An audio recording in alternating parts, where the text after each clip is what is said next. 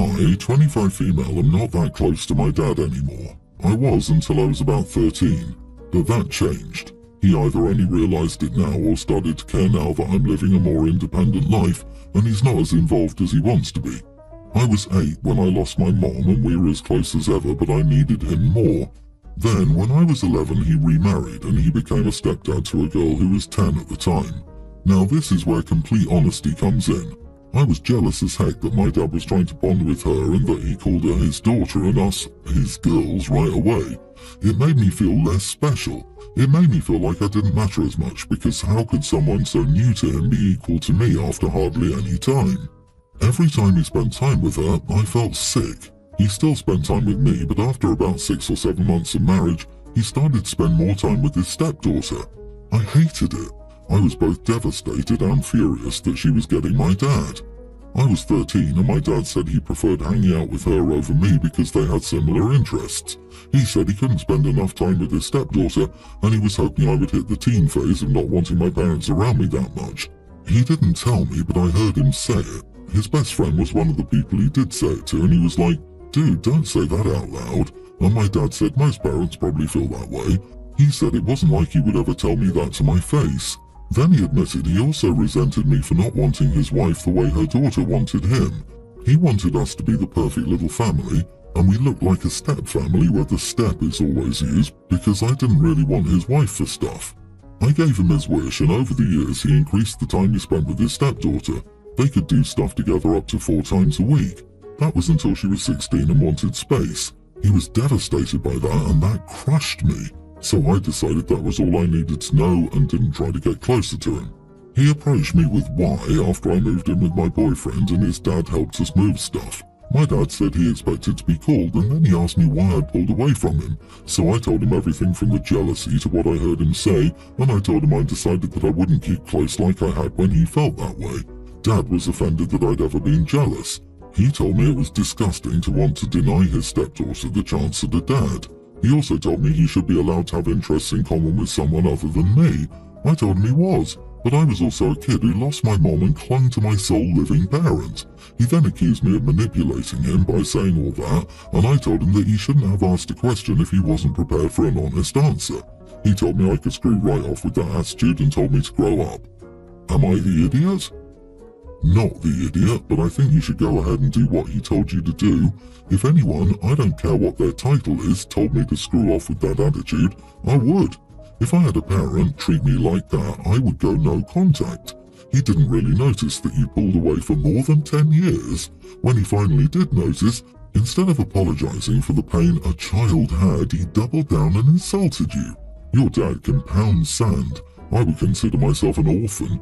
I would even take it so far as to move so he couldn't find me again. So sorry, your dad is such an idiot. I honestly expected the story to end with the dad breaking down in tears and regrets and lots of apologies, but instead, he doubled down and said more awful things. Of course, OP could never be the idiot. That would break my heart again, and I would never want to see his face again. I bet he's the type who'll get in touch again when or if OP has a child. You can't deny me from my grandchildren. Yep, OP can. Tell him to go to his step-grandchildren. Even after everything OP said, she hears, "Well, your stepsister is more important and it's your fault that I feel bad right now." He was probably hoping that she'd say, "I'm so very sorry I've lost contact with you. I'm totally in the wrong and made a huge mistake." He wanted his question to make her feel guilty and come crawling back to him. The opposite happened, which he should have expected had he not been so self-centered.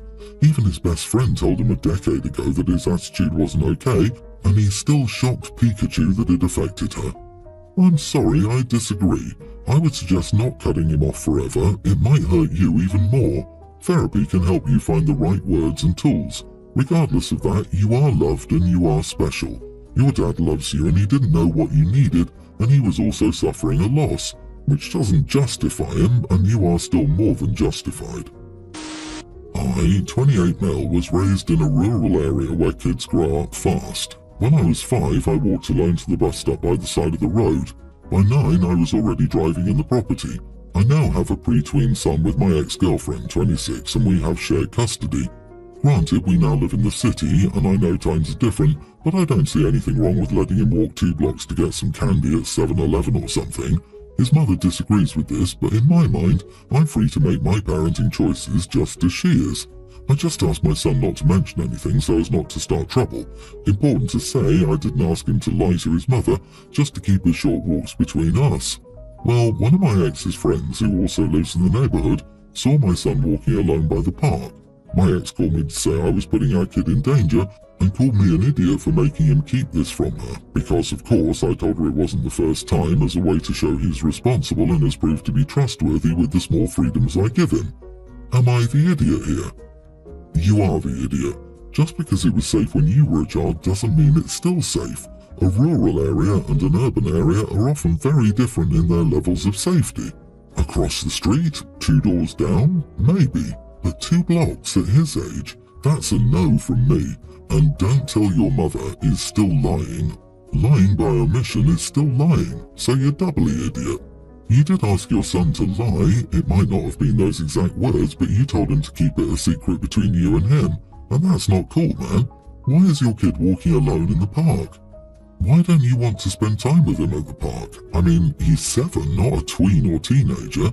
I get what you're saying, but have you walked with him to shops previously and had a very serious conversation about what potential dangers he has to be prepared for?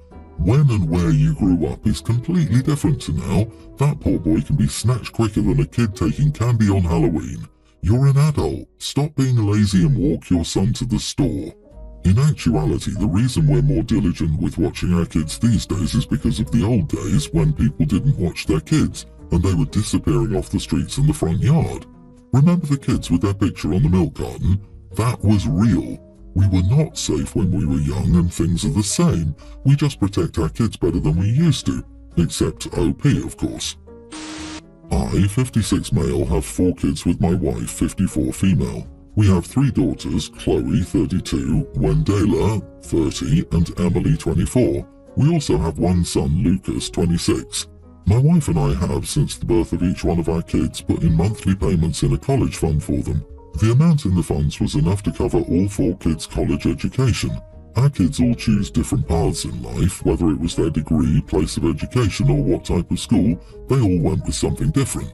When our oldest, Chloe, graduated high school, she talked to us about how she was unsure what she wanted to do with her life and had been thinking about taking a gap year. We spoke with her and told her it was her choice, that if that was what she wanted, she should do it and not rush into education. She did take 2 years. During these years she worked and, in an agreement with me and my wife, paid us $250 in rent each month to continue living with us. She still ate our food, we cooked for her and still bought her necessities. The $250 was put in a savings account that we gave her access to when she and her now husband were beginning to talk about buying a house. Even though the situation was different with each kid, they all knew about this and the plan for how the money would be used. Wendela lived with us for 3 years after college, and Emily lived with us during college. They both took part in this. The issue is with my son. He, like his older sister, wanted to take a gap year. We encouraged him to do so. He asked if he could stay with us. We told him yes, but told him about the rent situation.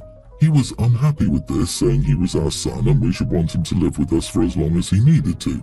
We explained what the money would be used for. He said he didn't care. He was very angry with us for a long time and stayed with his friend.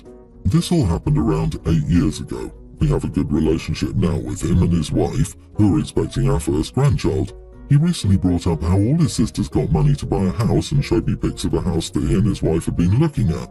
I said it looked nice, to which he responded by asking when I could give him the money.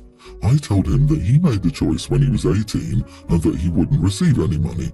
He said that was unfair and that he was young and dumb and shouldn't be punished for it. I told him that I didn't have that kind of money to give him. He left the house after arguing a bit more. My wife and his sisters are all on my side. However, his wife and my mom have said that I'm in the wrong and I should want my grandbaby to have a place to live and should not punish him for mistakes he made as a young boy.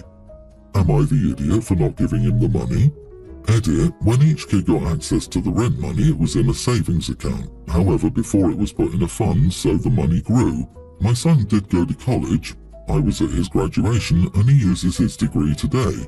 What the four of them chose to do with their college fund was up to them, but from my understanding they all used it for college. If they did not, then they did not. I have never asked any of them for proof of what the money was used for, so I can't say with 100% certainty that it did go towards their education. Not the idiot at all. From what I understand, you never gave the other kids money. You just kinda held on to their own money and gave it back to them. LOL. Dude should have taken your offer. If you're looking to adopt any more adults, I can 100% do that rental agreement with you. LOL. I mean, they paid $250 a month in rent, but OP paid them about the same for living there. So basically, they got to live at home for free but just put $250 in the bank. Regardless, the deal was sweet for the kids taking gap years. Lucas was allowed to live at home as long as he saved for the future, even if it was called rent. Lucas may have been young and dumb then, but he's older and still dumb today with his thought process. I'm gonna say you are the idiot. Money aside, you let your 3 daughters live with you for free and kicked your son out at 18. You say you charged them rent, but you didn't actually. You made them take part in a forced savings scheme. The equitable thing would have been to let your son stay for free but not give him money because he hadn't saved it. Instead, he had a much rougher start to his life as an adult. And while I don't think you owe him money now, the fact you don't recognise you gave your daughters a much bigger head start in life is what makes you the idiot, in my opinion. We're both in our mid-20s. My partner is studying further while working and had an exam that started at 8 AM. Last night, they had asked me to wake them up at 6 AM and I promptly set my alarm for 6 AM. It's usually set to 6:15 as that's when I wake up for work. At 5 AM, our cat scratched at the bedroom door to be let out, so we both woke for a few seconds. By the time I woke up and got back to bed, they'd already fallen back asleep. At 6 AM this morning, the alarm went off as normal and I shook them awake. Their eyes opened and they shifted in bed. I thought they were awake and as such I went back to sleep for a few minutes. At around 6:25 I woke up naturally and checked my phone to see the time. Realizing they were late, I exclaimed, "Wake up, it's 6:30. I rounded up. They promptly woke up and started getting ready, as I did, to make coffee and breakfast for them. When they were done getting ready, we had an argument where they were super angry at the fact I didn't wake them up on time. I responded in anger, stating that I woke them up at 6 but they fell asleep. Their response was that wasn't waking someone up and that they weren't up and neither was I. Furthermore, their argument is also that they don't remember being woken up at 6, only at 5 when there was a noise. They'd also angrily mentioned that if they missed the exam, who will take another day off work to write the exam, as they already took weeks off work for studying. I can understand their anger that they entrusted me to wake them up at 6 AM, and as such, being woken up nearly half an hour later would be infuriating, but I believe they have no grounds to be angry, as they didn't wake up when they needed to. Furthermore, they didn't take any responsibility to set their own alarms. Am I the idiot here? Not the idiot. As a grown damn adult, your partner needs to be responsible for waking themselves up. From now on, when they ask, just say no. If they get mad at you, say, "Clearly I'm not good at waking you up, so you should do it yourself." Understandably, they were stressed about their exam, but that stress doesn't justify blaming you for their own oversight. Moving forward, it might be helpful to discuss setting multiple alarms or finding a more reliable method to wake up for important events. This can help prevent similar situations in the future and ensure that both of you are on the same page regarding morning routines and responsibilities. Moving forward, OP should just tell their partner to take some responsibility and let them deal with it by themselves. I sure as heck wouldn't be helping them anymore after getting treated that way. Like heck no. Go point your finger somewhere else. You're not your partner's mum and they're the ones who went back to sleep. Your partner needs to take responsibility for getting themselves out of bed. I, nearly adult female, let's call me Rarity, which is not a super common name like my real one, have a half-brother Curtis, 30. He's married to Kendall, 30 female. Kendall isn't related to me but shares my last name. My brother changed his name to her last name when they wed.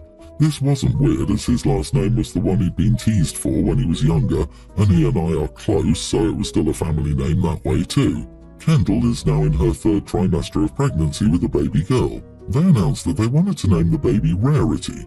I wasn't thrilled about it and it sounded like it could be confusing. I asked about it and if they plan on calling the baby something else, like a nickname or middle name. They said they were giving it the same middle name as me, and that it would likely be obvious who's being talked about, and if not, they could add the word baby in front of it. I think this is super weird and I don't like it. My parents think it's sweet. I tried to express my dislike for it, but everyone was just upset with me for being unsupportive. Edit, I did ask why and they said it's a pretty name, and my brother says he hopes the baby will be just like me. I also directly asked if the name was for me or something and they said no. Given a human the prefix baby to avoid confusion is a great long-term solution. Baby Rarity will love that when she's 13. Curtis and Kendall sound like very smart people. Not the idiot. Sorry, your half-brother and sister-in-law seem a little dense. She'll love it even more when she's 70. OP is dead, and everyone still calls her Baby Rarity like it's an actual name, based on someone I know. It sounds like they're planning a long con to steal your identity and affix it to their baby. Seriously, did one of the grandparents leave money in a trust for Rarity's middle last name? I almost got named after my dad, who was named after his dad. My grandma put a stop to that crap real fast because I sure as heck don't need mail coming for one more damn fake nameson, because no one puts the junior or senior on, and they sure as heck won't put the third. And that was before crap was Googleable. OP, tell your brother that you'll call the baby Repeat or CC for carbon copy, then do it. Good luck.